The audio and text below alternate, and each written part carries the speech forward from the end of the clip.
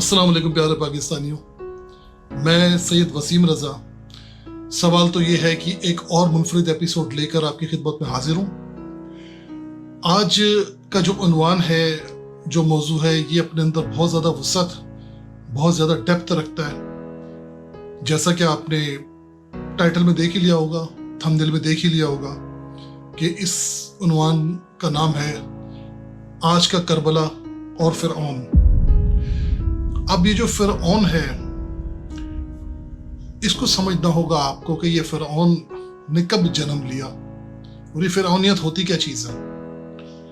फिरौन अगर आप किताबों का मुशाहिदा करें तो आज से 3-4 हज़ार साल पहले की एक कहानी लगती है।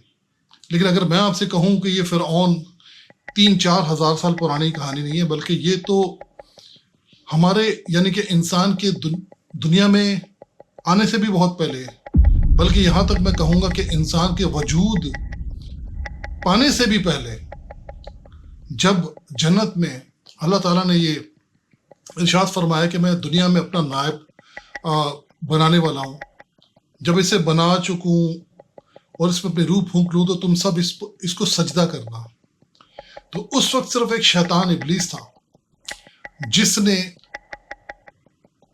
अल्लाह को चैलेंज किया और कहा कि मैं इस इंसान के आगे सजदा नहीं करूँगा। पूछा गया वजह, बताया शैतान ने कि क्योंकि ये गलीज़ है, ये मिट्टी से बना है और मैं पाक हूँ, मैं आग से बना हूँ, मैं खालिस हूँ। तो अल्लाह ताला ने उसे ये कहा कि तुझे मिट्टी नज़र आई, मेरी रूह नज़र नहीं आई, क्योंकि अल्लाह ताला ने इंसान को अपनी रूह फूंक कर तख्लीक किया है और अशरफुल मखलूक बनाया। ये अशरफुल मखलूक जो है, यानी बेस्ट ऑफ क्रिएशन, ये क्या होती है? ये हर इंसान जो अपने दीन के ऊपर चलता है, दूसरे इंसानों को, जानदारों को उनका हक देता है और अपने आप को इंसान की कैटेगरी में रखता है और अपने अल्लाह की, ऊपर वाले की परस्तिश करता है, इबादत करता है। ये मुख्तलिफ हो सकते हैं, मतलब 4 आसमानी किताबें हैं, मुख्तलिफ मज़ाहिब भी हो सकते हैं।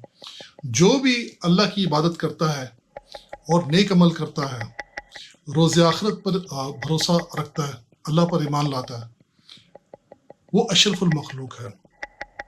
और जो इंसान होते हुए भी जुल्म करता है, नाइंसाफ़ी करता है, खुदाई के दावे करता है, दूसरों को हकीर समझता है, दूसरों को कीड़ा मकोड़ा समझता है, दूसरों की जान, माल, आबरू उससे महफूज नहीं हो, ऐसा इंसान अशरफुल मखलूकात में शामिल नहीं है। ऐसा इंसान फिरौन कहलाता है, क्योंकि ये फिरौनियत का नाम है। ये फिरौनियत कब आती है? जब इंसान के हालात बहुत अच्छे हो जाते हैं, जब इंसान कुव्वत पकड़ जाता है, ताकत पकड़ जाता है, जब इंसान की गैदरिंग वसी हो जाती है, जब उसका ख़ानदान बहुत बड़ा और मजबूत हो जाता है, तब ये बीमारी जन्म लेती है जो अशरफुल मखलूक लोग नहीं होते हैं, यानी जो इंसान की कैटेगरी में भी पूरे नहीं उतरते हैं, हैवान होते हैं। सबसे पहले ये कहानी फिर शुरू होती है शैतान जो वर्गलाता है बाबा आदम को, बीबी हवा को जन्नत में, और फिर आपको अच्छी तरह मालूम है उसके बाद दुनिया में हमें भेजा जाता है और अल्लाह हमें फरमाते हैं कुरान में कि ये शैतान तुम्हारा खुला दुश्मन है, यानी कि खुला दुश्मन है, ये हर तरफ से वार कर सकता है। अब इसके वार का तरीका क्या है? इसका वार का तरीका यही है कि इंसान को इंसान के साथ ग्रोह में बांट कर उन्हें लड़वा दे, उन्हें मरवा दे और अपनी ताकत को मनवाता चला जाए। आज यही हो रहा है। अगर आप देखें, जो भी इंसान अल्लाह को चैलेंज करता है, अल्लाह के बंदों को चैलेंज करता है नाइंसाफ़ी करते हुए, वो फिरौनियत का शिकार है।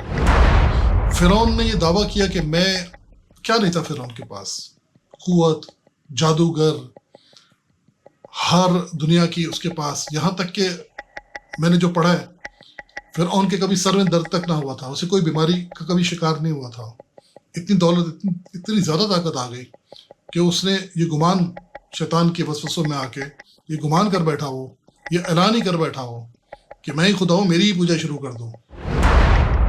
تو جب اس کے جادوگروں نے اسے بتا دیا، انفارمیشن دے دی، ساری ان کی جو بھی اس زمانے میں جس طرح سے جاسوسیاں ہوتی تھی، ہر طریقے کی وہ ٹیکنیک اس زمانے میں وہ یوز کر رہا تھا، ٹیکنیکس یوز کر رہا تھا، صلاحیت تھی اس کے پاس ہر چیز کو معلوم کرنے کی، یہاں تک کہ اسے یہ معلوم ہو گیا تھا کہ آج کی رات کو حضرت موسیٰ کی ولادت ہوگی، دنیا میں آ جائیں گے اور اس خطے میں، اس شہر میں آئیں گے۔ اس نے اپنے پوری فوج کو حکم دے دیا کہ حضرت موسیٰ کی ولادت نہ ہو تو انہیں قتل کر دیا جائے۔ لیکن اللہ کے کاموں کو کیا کوئی تعویذ لکھ کے یا کسی جادو سے یا کسی اپنی طاقت سے روک سکا یا روک سکتا ہے؟ کبھی بھی نہیں۔ ہوا کیا؟ اللہ تعالیٰ کا معجزہ آپ دیکھیں، یہی تو اللہ کی بڑائی ہے، یہی تو اللہ کی قدرت ہے، یہی تو اللہ کی طاقت ہے کہ حضرت موسیٰ کو دنیا میں نہ صرف بھیجا، اس فرعون شیطان سے محفوظ بھی رکھا، اور پرورش کہاں ہوئی؟ جی ہاں، فرعون کے گھر پر۔ یہ اللہ تعالیٰ نے جو کرنا ہے وہ امپاسبل کو پاسبل کر کے دکھا دیتے ہیں۔ اور پھر وہ آپ کے سامنے کہ حضرت موسیٰ نے جس وجہ سے فرعون ان کو قتل کرنا چاہ رہا تھا، وہ وجہ یہی تھی کہ حضرت موسیٰ نے فرعون کی جتنی بھی اس کی ظلم تھے، اس کی فرعونیت تھی، اس کی خدائی کے دعوے تھے، ان کو غرق کر دیا گیا۔ اللہ تعالیٰ نے حضرت موسیٰ کے ذریعے اسے غرق کر دیا، جو انسانوں کو نیچ سمجھتا تھا۔ اس کے بعد پھر یہ اب آگے آئیے، جتنے بھی فرعون گزرے ہیں، تھوڑی سی طاقت، تھوڑی سی دولت، تھوڑی سی قوت آتی ہے تو انسانوں کو حقیر سمجھنے شروع کر دیتے ہیں۔ انہوں نے سمجھا تھا کہ پاکستان وجود میں نہیں آئے گا، اسے نہیں آنے دیں گے۔ فرعونوں نے جب ہندوستان پاکستان ساتھ ایک ہم لوگ رہ رہے تھے، تو ان فرعونوں نے کیا کوشش کی تھی کہ پاکستان کو ہم تخلیق نہیں ہونے دیں گے۔ ایڑی چوٹی کا زور لگا لیا تو کیا ہوگا؟ پاکستان بھی وجود میں آیا اور اللہ کے حکم سے تا قیامت اس کا وجود باقی بھی رہے گا، تو نہیں روک سکے۔ پھر انہوں نے ایڑی چوٹی کا زور لگا کہ پاکستان نیوکلیر ٹیکنالوجی نہ حاصل کر سکے، تو کیا ہو گیا؟ کیا یہ روک سکے؟ نہیں، کیونکہ اللہ تعالیٰ نے جو کرنا ہے وہ تو ہو کر رہے گا۔ یہ فرعون وہاں پہ بھی منکی کھا جاتے ہیں۔ اس کے بعد یہ فرعون، اگر ہم تھوڑا اور پیچھے جائیں، ماضی میں جائیں، تو کربلا کا واقعہ آپ کے سامنے ہے۔ اس وقت کے فرعون نے کیا کوشش کی کہ جتنے بھی اللہ کے نیک بندے ہیں، عظیم ہستیاں، میں ان کو شہید کر کے اپنی فرعونیت کو چمکا لوں گا۔ انسانوں کے بھیس میں ایک فرعون جو اللہ کے نیک بندوں کو شہید کر دیتا ہے، اس کے بعد اس کا حال، اس کا انجام آپ نے دیکھا کیا ہوا؟ کیا اللہ کو ماننے والے ختم ہو گئے، یا اللہ کا دین نعوذ باللہ ختم ہو گیا؟ فرعون ختم ہو گیا۔ اس کے بعد اب آگے آئیے، غزہ میں جو اسرائیل نے ظلم کیا مسلمانوں کو، ان کے ملک میں جنہوں نے ان کو پناہ دی تھی، ان صہیونیوں کو، وہاں پہ یہ فرعون بن گئے اور ان بیچاروں کو، مظلوموں کو، بے گناہوں کو قتل کر دیا گیا۔ تو یہ فرعون، اب دیکھیے اس کے بعد کیا ہوا۔ پوری دنیا میں جو یہ فرعون ہے، یہ ذلیل ہوا، جس کا نام نیتن یاہو ہے۔ اس کے بعد یہ فرعون کہاں کا نہیں ملے گی آپ کو، جدھر بھی جائیں گے آپ دیکھیے۔ پھر انڈیا میں ایک فرعون زور پکڑتا ہے جس کا نام مودی ہے۔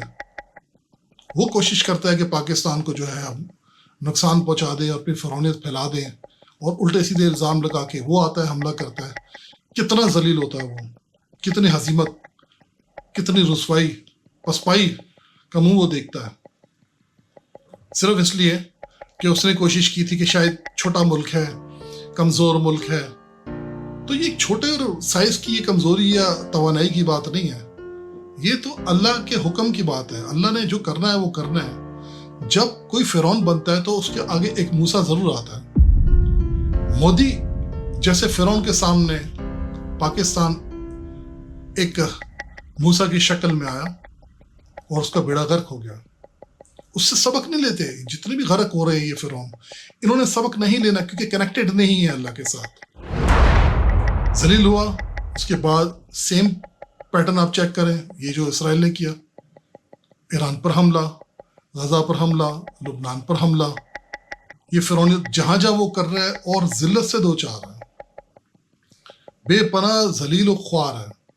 اس وقت جو اسرائیل کا حال ہے آپ کے سامنے ہے, ہر لحاظ سے غرق ہو رہے ہیں وہ لوگ صرف اس فرعونیت کی وجہ سے. تو آپ یہ دیکھ لیجئے جتنے بھی فرعون ہیں ان کا حال یہی ہوتا ہے اور یہی ہوگا, کیونکہ ہمارے رب کا یہی فیصلہ ہے کہ اللہ ظالموں کے ساتھ نہیں ہے, اللہ شریروں کے کام سوارا نہیں کرتے. قرآن میں تو آپ پڑھ لیجئے گا, جگہ جگہ یہ آتا ہے کہ اللہ ظالموں کو دوست نہیں رکھتا, ثابت قدم رہنے والوں کے ساتھ ہے اللہ تعالیٰ, انصاف کرنے والوں کے ساتھ ہے. تو یہ تو بے انصاف لوگ ہیں. تو یہ فرعونیت ابھی ختم نہیں ہوئی ہے. ایک فرعون پسپائی ذلت اختیار کرتا ہے مودی, اس کے بعد 100 گنا زیادہ یہ جو نیتنیاہو ہوا ہے اسرائیل, یہ ذلیل ہوتا ہے. اس کو دیکھ کے اس بڑے منہ والے نے, ٹرمپ نے, اس نے بھی کچھ نہیں سیکھا. اب وہ آ گیا, وہ 1000 گنا زیادہ ذلت اختیار کرے گا, مطلب سمیٹے گا. امریکہ میں آپ کے سامنے کام شروع ہو گیا. ان کی اپنی عوام ان پر لان تان کر رہے ہیں. کیا آپ کانگریس کی پرمیشن کے بغیر ہی حملے کر رہے ہو جا کے؟ جس طرح نیتنیاہو خود ہی ایک بدماش بن گیا, خود ہی جا کے فرعون بن کے حملے کر رہا ہے. مودی خود ہی بدماش بن گیا, خود ہی فرعون بن کے جا کے حملے کرنے کی کوشش کر رہا ہے. پھر ذلیل ہوتے ہیں, پھر چھپتے ہیں, پھر بنکروں میں چلے جاتے ہیں, زمینوں سے باہر تک نہیں آ سکتے. اب وہی کام یہ اپنا ٹرمپ کو سوچیے. اب اس کے پیچھے 2-3 اور ملک ہیں, وہ بھی آئیں گے. یہ 1000 گنا ذلیل ہوگا, ناکام ہوگا, وہ آئیں گے تو اور برباد ہو جائیں گے. تو سمجھیے کہ یہ اپنے انجام کی طرف جا رہے ہیں. ہر فرعون کو اپنی غرق ہونے کی جگہ پہنچنا ہے, تو یہ خود پہنچ رہے ہیں. انہوں نے جو غرق ہونا ہے وہاں یہ پہنچ رہے ہیں. تو اللہ تعالیٰ نے جو وعدہ کیا ہوا کہ ظالموں کو فنا کر دیا جائے گا, بے انصافوں کو, جھوٹوں کو تباہ کر دیا جائے گا, ذلت سے دوچار کیا جائے گا. تو آج ہی آپ کے سامنے کہ ایک چھوٹا سا ملک جس کو پاکستان کو چھوٹا سا ملک انڈیا سمجھ رہا تھا, آج ذلیل و خوار ہو گیا انڈیا. ایک چھوٹا سا ملک جسے اسرائیل, امریکہ, انگلینڈ, جرمنی اور فرانس, ایران کو چھوٹا سا ملک سمجھ رہے تھے, گلی کا ان کی گلے کی ہڈی بن چکا ہے. نہ اگلے جاتی ہے نہ نگلے جاتی ہے. تو اب یہ دیکھیے, یہ باقی 2-3 ملک اور رہ گئے ہیں, یہ اپنی سی کوشش کر کے بالکل انشاءاللہ آپ دیکھیے گا, یہ چند دنوں کا ہی کھیل ہے, لمبا کھیل نہیں ہے. یہ سب اپنے اپنے انجام کو پہنچیں گے اور پھر ایک امن کا دور شروع ہوگا. ضروری یہ ہے کہ ان کو انہی کی زبان سمجھ میں آتی ہے. تو فرعون نے جو ظلم شروع سے وہ کرتا آیا ہے, اور میں نے یہ چیز نوٹ کی ہے, فرعون کبھی بھی ہدایت نہیں لیتا. یہ جو فرعونی ہوتے ہیں یہ ان کے لیے غرق ہونا ہی لکھا گیا ہے, ان کی رسی درازی کی جاتی ہے, انجام ان کا بھیانک ہوتا ہے, تباہی ہوتا ہے. تو میں بس یہی کہنا چاہ رہا تھا کہ ہم سب کو چاہیے کہ اللہ تعالیٰ قرآن میں فرماتے ہیں کہ قرآن پڑھنے سے پہلے شیطانوں پہ لعنت ضرور بھیجا کرو. تو فرعون اصل میں ایک شیطان ہے. فرعون کو بھی شیطان نے یہی کہا کہ تم طاقتور ہو تو خدائی کے دعویٰ کر دو, تم عظیم بن جاؤ, تم سب سے اچھے انسان بن جاؤ, تم سب سے زیادہ مطلب ایلیٹ لیول کا ایک تم چیز بن جاؤ, باقی سب حقیر ہے تمہارے سامنے. تو یہ جتنے بھی فرعون ہیں, جتنے بھی یزید ہیں, جتنے بھی ظالم ہیں, یہ سارے فرعونیت تو ایک نام ہے, اصل میں شیطان کی شیطانیت ہے. اور شیطان چاہتا ہی یہ ہے کہ اللہ کو چیلنج کیا جائے, اللہ کی کریشن کو, اللہ کی مخلوق کو ذبح کیا جائے, تباہ کیا جائے, قتل عام کیا جائے. تو یہ سب انسان آپ کو نظر آ رہے ہیں, لیکن یہ انسان نہیں بلکہ ایک شیطان ہے. تو آپ سب سے ویڈیو بنانے کی میری درخواست یہ تھی کہ آپ شیطانوں پر لعنت ضرور بھیجا کریں, اور اللہ کی جو کتاب ہماری گائیڈنس کے لیے آئی ہوئی ہے قرآن شریف, اسے پڑھا کریں, اسے سمجھا کریں, ترجمہ اس کا سمجھا کریں, ایک دوسرے سے ڈسکس کیا کریں, اس پہ پریکٹس کرنے کی کوشش کریں, اور اللہ سے آپ گائیڈنس مانگے, رحم مانگے اور پروٹیکشن مانگے. تو انشاءاللہ ہمیں اس وقت پوری امت مسلمہ کو دعاؤں کی، ایک دوسرے کے لیے اچھے احساس کی، اچھے خیالات کی ضرورت ہے، اور اس خوف سے باہر نکلنے کی ضرورت ہے. اس جو انہوں نے پھیلائی ہوئی ہے ٹی وی کے ذریعے، فلموں کے ذریعے، اور اپنی جو خرافات انہوں نے موبائلس کے تھرو اور فلمس کے تھرو، کوشش کریں اس کو ریگولیشن رکھیں، اس کے اوپر ہر چیز کو آپ بالکل اپنے اندر ابزارب نہ کریں، اور دعا کریں کہ اب یہ جو امت مسلمہ کے اوپر امتحان ہے جس میں ہم بھی شامل ہیں سب، تو پلیز اپنے لیے، پوری امت مسلمہ کے لیے دعا کریں کہ یا اللہ ہم سب کو، پوری امت مسلمہ کو ظالموں، شیطانوں، دجالوں، کافروں پر غلبہ اور فتح عطا فرمائیے. ہمیں بہترین دنیا اور بہترین آخرت اور بہترین جنت عطا فرمائیے. ہماری رہنمائی اور مدد فرمائیے.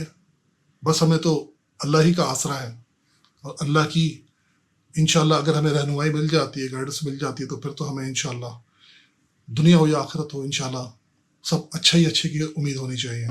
تو کافی سیریس میرے خیال سے میں اینڈنگ کرنے جا رہا ہوں. تو کوشش یہ ہے کہ آپ سب لوگ اس دعا میں آمین کہیں. اپنا بہت خیال رکھیں، اور پلیز آپ میری ویڈیوز اگر پسند آ رہی ہیں شیئر ضرور کریں، سبسکرائب کریں تاکہ ویڈیوز آپ کو آٹومیٹکلی مل جائیں. تو میں اب آپ سے اجازت چاہتا ہوں.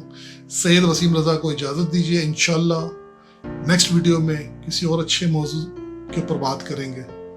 اپنا بہت خیال رکھیے گا. فی امان اللہ.